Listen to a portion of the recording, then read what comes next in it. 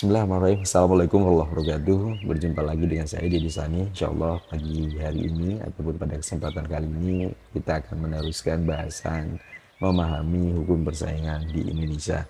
Pada bagian pertama saya coba mengantarkan terkait dengan latar belakang lahirnya hukum persaingan di Indonesia, kemudian maksud ataupun tujuan yang ingin dicapai dari penerapan hukum persaingan di Indonesia, yang pada intinya adalah hukum persaingan ini harus nyata-nyata mensejahterakan rakyat. Jadi salah besar ketika kemudian mempersepsikan bahwa Undang-Undang Nomor 599 ini adalah alat asing untuk menginfiltrasi ataupun menjajah ekonomi domestik, karena di sana diatur mengenai adanya pengecualian dan juga beberapa ketentuan yang harus dipenuhi dalam penerapannya di Indonesia. Baik, saya coba lanjutkan dengan pemahaman yang saya miliki. Sebelumnya, bagi yang baru mengenal saya secara garis besar, saya ingin memperkenalkan diri bahwa saya merupakan putra dari Tegal, asli dari Tegal kurang lebih 46 tahun yang lalu, dan S1 saya dari Fakultas Ekonomi Universitas Islam Indonesia di Yogyakarta, kemudian melanjutkan master di Universitas Indonesia dengan penjurusan Ekonomi Persaingan Usaha di Magister Perencanaan dan Kebijakan Publik.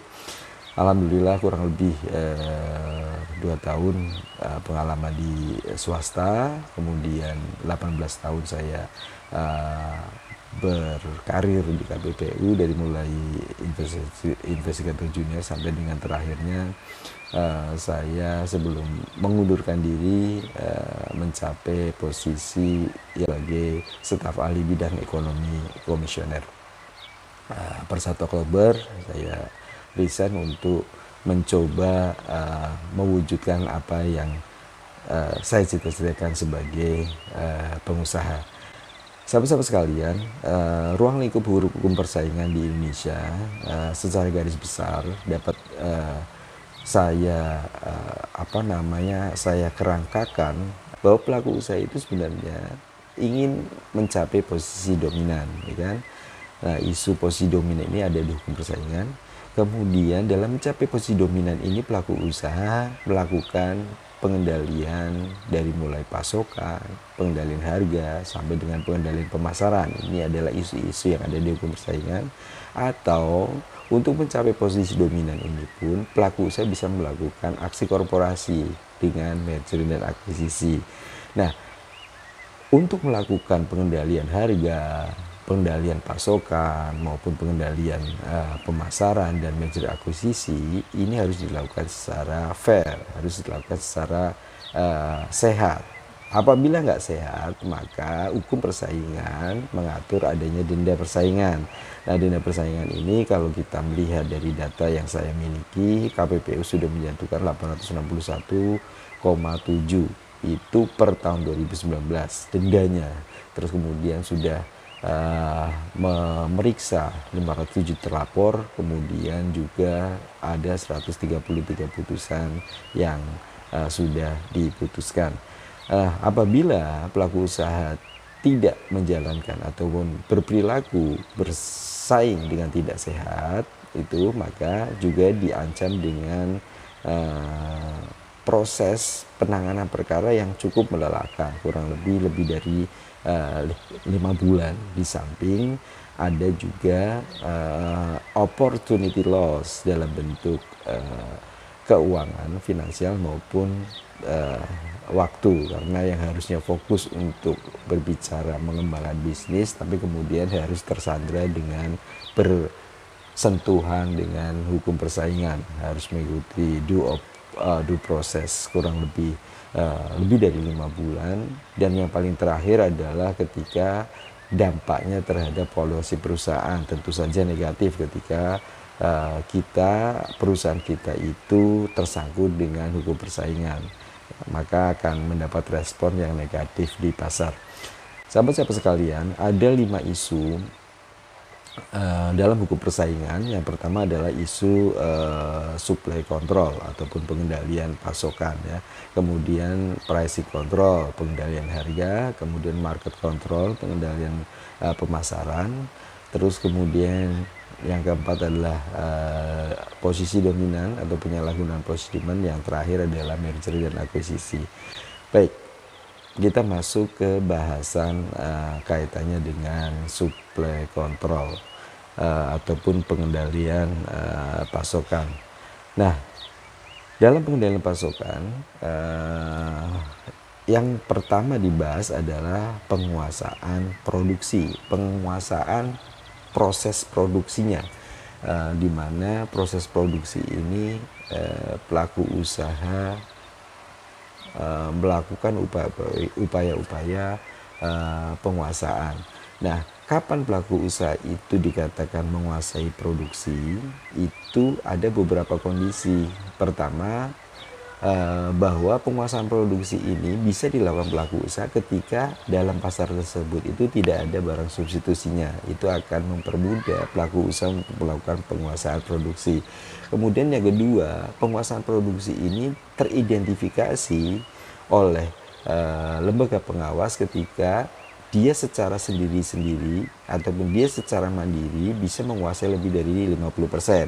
Apabila dia bersama dengan pelaku usaha lain, penguasaannya minimal adalah 75% atau lebih dari 75% penguasaan pasar, maka bisa dikategorisasikan ataupun dikategorikan sebagai penguasa produksi. Nah, terus yang kedua, kaitannya dengan pengaturan pasokan. Ketika produksi sudah dikuasai, pasokan kemudian dilakukan penguasaan. Nah, pengaturan pasokan ini secara hakiki atau sejatinya merupakan ikhtiar pelaku usaha untuk mempengaruhi harga yang berlaku di pasar. Nah, dalam sebuah pasar ketika terjadi ada upaya-upaya pengaturan pasokan, ini tidak lain sebagai ikhtiar untuk memitigasi resiko tergerusnya pangsa pasar pelaku usaha tersebut. Nah, makanya kemudian mereka melakukan pengaturan. Biasanya pengaturannya bersama pelaku usaha lainnya. Terus yang ketiga adalah penguasaan pasokan. Nah, penguasaan pasokan ini lebih kepada bagaimana pelaku usaha itu bisa menguasai pembelian ataupun pengadaan barang yang disuplai oleh pelaku usaha lainnya, atau dalam istilah teknis hukum persaingan disebut dengan monopsoni ataupun oligopsoni gitu ya. Nah, pengaturan pasokan ini pun identifikasi ataupun parameternya itu adalah ketika dilakukan sendiri maka dia harus menguasai lebih dari 50% atau bisa juga lebih dari 75% bisa ketika dilakukan dengan pelaku usaha lainnya. Nah, praktek penguasaan produksi, kemudian pengaturan pasokan maupun penguasaan pasokan ini diatur dalam hukum persaingan di pasal 4 Undang-Undang Nomor 5, pasal 13, pasal 17 dan pasal 18. Apakah penguasaan produksi, pengaturan pasokan maupun penguasaan pasokan ini dilarang secara mutlak di hukum persaingan? Ternyata tidak. Karena terkait dengan penguasaan produksi, pengaturan pasokan maupun penguasaan pasokan ini, pengaturannya adalah rule of reason, tidak per se ilegal. Artinya tidak mutlak, boleh dilakukan. Silakan melakukan penguasaan produksi, silakan melakukan pengaturan pasokan, silakan melakukan penguasaan pasokan. Apa panduannya agar supaya tidak bertentangan hukum persaingan? Maka panduannya adalah pertama, bahwa penguasaan, pengaturan maupun penguasaan pasokannya ataupun produksinya tersebut tidak menghambat persaingan. Kemudian yang kedua, tidak merugikan kepentingan umum, ya kan? Yang ketiga, bukan hasil kesepakatan bersama antar pelaku pasar. Jadi silakan melakukan penguasaan produksi, penguasaan pasokan maupun pengaturan pasokan, tetapi tidak dilakukan dengan pelaku usaha lain dan juga dipastikan tidak menghambat persaingan dan juga tidak merugikan kepentingan umum. Masih dalam isu supply control ini, yang keempat adalah pendirian gabungan perusahaan, yaitu pendirian entitas yang lebih besar untuk pengendalian produksi. Nah, masing-masing perusahaan sebagai entitas tersendiri tetap menjaga kelangsungan hidupnya. Jadi dibentuk sebuah PT ataupun perusahaan yang lebih besar yang beranggotakan para pelaku pasar di pasar bersangkutan, tetapi masing-masing pelaku usaha tersebut tetap mempertahankan entitasnya tersendiri. Dalam istilah teknis ini kita sebut sebagai trust, diatur di dalam pasal 12. Apakah kemampuan pengendalian pasar dengan pembentukan gabungan perusahaan ini dilarang secara per se ataupun mutlak di hukum persaingan? Ternyata hukum persaingan tidak melarang secara mutlak. Boleh kok dibentuk gabungan perusahaan, tapi memang bahasa di hukum persaingan ini menjadi limitatif. Artinya boleh dilakukan, tetapi tidak mengkonsolidasikan strategi usaha masing-masing dalam satu kebijakan entitas, ya. Bahwa dibentuk sebuah perusahaan yang lebih besar, tetapi masing-masing itu tidak mengkonsolidasikan strategi bisnisnya masing-masing melalui kebijakan perusahaan yang besar ini. Itu bahasa hukum persaingannya. Sehingga menurut saya, bagaimana mungkin kita membentuk sebuah perusahaan yang lebih besar tapi kemudian kita dilarang untuk mengkonsolidasi? Prakteknya pasti akan susah. Sehingga dalam hemat saya ataupun menurut hemat saya, lebih baik dihindarkan daripada nanti dalam prakteknya kita menemui beberapa hal-hal teknis yang tidak efektif untuk dijalankan, ya. Terus yang kelima adalah penguasaan rangkaian produksi, yaitu penguasaan rangkaian produksi secara vertikal ataupun vertical integration dari hulu ke hilir. Kemudian bisa dilakukan secara sendiri maupun bisa dilakukan dengan melakukan kerjasama dengan pihak lainnya.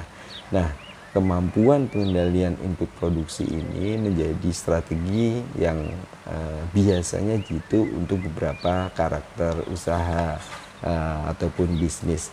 Tapi pertanyaannya apakah integrasi vertikal ataupun penguasaan hulu hilir ini dilarang secara mutlak oleh hukum persaingan? Ternyata tidak. Artinya pengaturannya adalah rule of reason. Oleh sebab itu perlu diperhatikan paduannya agar supaya penguasaan hulu hilir yang dilakukan pelaku usaha ini tidak melanggar hukum persaingan, yaitu dipastikan tidak menghambat persaingan, tidak merugikan kepentingan umum. Yang keenam adalah praktek supply control berupa persekongkolan untuk menghambat produksi. Ini diatur di pasal 24. Ini pasti karena bersekongkol itu dilakukan bersama dengan pihak lain untuk menghambat produksi. Kenapa kemudian dia melakukan penghambatan? Agar supaya pasokan barang ke pasar itu berkurang, atau kualitas dan atau ketepatan waktu ketersediaan barang di pasar tersebut menjadi terganggu ataupun bermasalah. Nah, praktek persekongkolan untuk menghambat produksi ini diatur secara perse di undang-undang ataupun hukum persaingan, sehingga mutlak tidak boleh dilakukan, ya kan? Apalagi dilakukan itu merupakan hasil persekongkolan dengan pihak lain, ya kan? Kemudian berkurangnya jumlah pasokan maupun kualitas barang, dan yang ketiga adalah tidak tercapainya ketepatan waktu yang dipersyaratkan. Demikian kaitannya dengan lingkup isu terkait dengan supply control. Nah, selanjutnya insya Allah saya akan melanjutkan terkait dengan bagaimana hukum persaingan mengatur tentang pricing kontrol ataupun pengendalian harga. Insya Allah ke depan dimudahkan bagi saya untuk membagikan pemahaman yang ada dalam pengalaman dan juga pemikiran saya terkait dengan implementasi hukum persaingan. Tentu saja apa yang saya sampaikan berharap bisa bermanfaat untuk para pebisnis. Pertama adalah bagaimana bisa berbisnis dengan sehat, dengan kata lain mendapatkan hasil yang barokah. Yang kedua, bagaimana kemudian apa yang saya sampaikan ini bisa memicu, memberikan semangat, motivasi pelaku usaha untuk terus bertumbuh dan berkembang. Insya Allah saya Deddy Sani akan terus membagikan hal-hal yang positif, terutama terkait dengan inspirasi untuk bersaing secara sehat. Saya Deddy Sani, ketemu lagi dalam isu yang lebih menarik. Assalamualaikum warahmatullahi wabarakatuh.